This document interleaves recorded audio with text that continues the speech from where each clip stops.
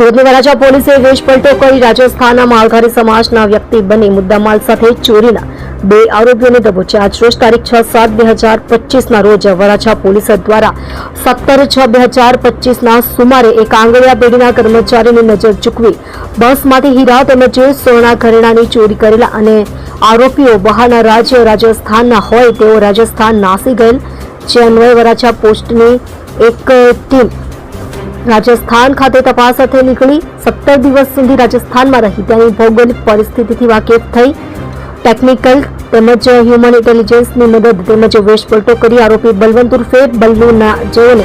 ચાલોર ખાતેથી તેમજ ભવાનીસિંહ ઉર્ફે ભમાશા જેઓને જોધપુર ખાતેથી દબોચી લીધા. જે બંને આરોપીઓ રાજસ્થાનમાં પણ ઘણા ગુના કરી ચૂક્યા હોય, રાજસ્થાનના પણ ચોરીના ગુનામાં નાસ્તા ફરતા હોય છતાં તેને પકડવામાં વરાછા ટીમને સફળતા મળી અને આશરે 15 લાખના હીરા તેમજ સોનાના દાગીનાનો ચોરીમાં ગયેલ મુદ્દામાલ કબજે કરી કાયદેસરની કાર્યવાહી હાથ ધરી.